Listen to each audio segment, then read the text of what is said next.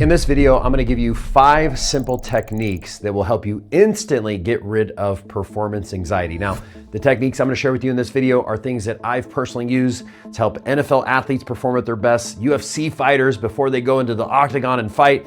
I've also used it for myself when I have to go out and speak in front of hundreds and hundreds of people live. So this stuff really, really works, okay? So one of the first things you want to do is you want to begin to visualize, okay, a successful outcome. Okay, so in other words, you're seeing the end result as if it's already done. Okay, you are a success, it's done. Okay, now often when we feel anxiety, it's because we're seeing the unsuccessful results, right? A UFC fighter may be seeing himself get knocked out, or a speaker like myself may be seeing them bomb on stage. So what happens is the reason you're getting that anxiety is because you're starting to see things go wrong. Okay, so by visualizing the successful outcome, imagine yourself in the future, it's already done. You're 15 minutes past, it was a success. That will allow that performance anxiety to go away. Okay, number 2 is you want to also, okay, rehearse bad scenarios, and there's a second part to this, and how to get out, okay? Now, I just mentioned that when we're feeling anxiety, it's because we're visualizing negative scenarios in our head. The challenge is the reason the anxiety stays there is because we're only visualizing the negative scenario. We're not actually visualizing how to pull ourselves out of it. You know, the best fighters in the world, the best athletes in the world will see themselves making a mistake and how to actually overcome it. And this is a very, very underused process, because people think, man, I don't want to think about the negative because I'm going to put that in my head.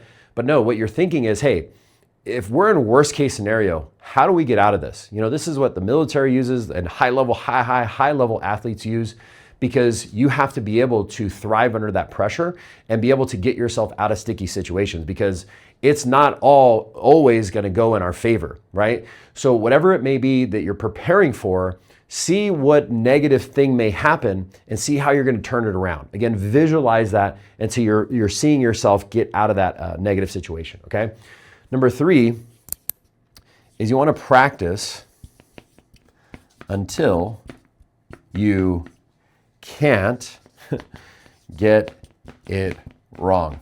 So what does that mean? Well, most people, they'll practice something until they get it right. So if you're a speaker, you practice your speech until you nail it. That's not enough, okay? Because you want to practice it until you cannot get it wrong. And so what that looks like is you may practice something and you may be nailing it and you got it. And you're like, okay, I got it. You need to do that another 10, 20 more times. Matter of fact, you need to do it so much so to where you get to a point where you're like, I don't want to do this anymore. And when you get to the point of saying, I don't want to do this anymore, you do it some more.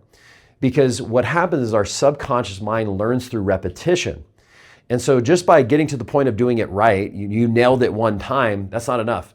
You want to rep it out over and over and over again until you cannot make a mistake, until it becomes ingrained in you. It becomes just like how you brush your teeth a certain way, you wash your body a certain way. You don't think about it, it just becomes part of who you are, okay? Now, the next thing you can do, which is more of a in the actual act of it technique. So let's say I'm about to go on stage and I'm starting to feel nervous, okay? What I will do is I will hold my breath pretty much until I almost can't hold it anymore, okay? So why would we do that, okay? Well, here's the thing. When we hold our breath and we hold it long enough, what begins to happen is we stop thinking about the anxiety of things going wrong, and we become hyper present in the moment, because what essentially happens is our brain is starting to signal to us, hey man, you got to forget about all these worries. You got to come back down into your body and actually breathe. You see, when we're focused on anxiety, we're living in the future. We're thinking about going wrong. So the energy is outside of us. Well, when we hold our breath to the moment where we're like, oh my God, I can't hold it any longer, we become present and then we breathe. Now, what happens is when we breathe out, we get a huge, huge sense of relief. So let me paint a scenario for you really quick. Let's imagine that you're sitting at home, or let's say somebody else is sitting at home, and they're all worried about their future, right? Like, oh my God, I got this big presentation. Oh my God, I got this business deal. Oh my God, I got this thing going on. They're feeling anxious, right?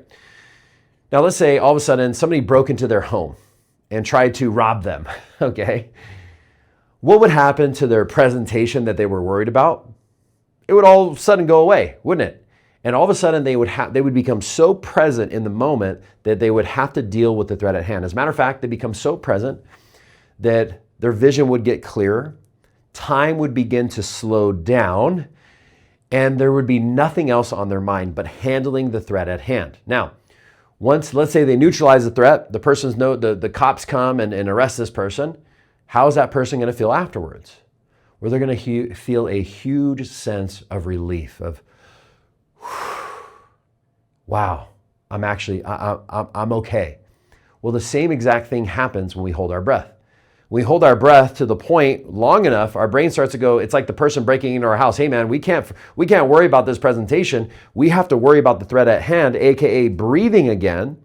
And once you breathe, just like when you neutralize the threat, your body begins to relax and lets you get back into the present moment and be able to tap into flow state, okay? And the last thing is to focus on a point and relax, okay? You see, what happens is when we start to get anxious, our brainwave cycles are moving really fast because we're thinking of worst case scenarios. Our brainwave cycles are going, psh, okay? And we start to feel that anxiety. Well, we can actually slow our brainwave cycles down simply by focusing on a point. So I want you to do this right now. I want you to focus on my finger. Just focus right here. Let everything else around you tune out and just focus on this spot. And as you focus on this spot, you feel yourself now go into trance. All right, now come out of trance.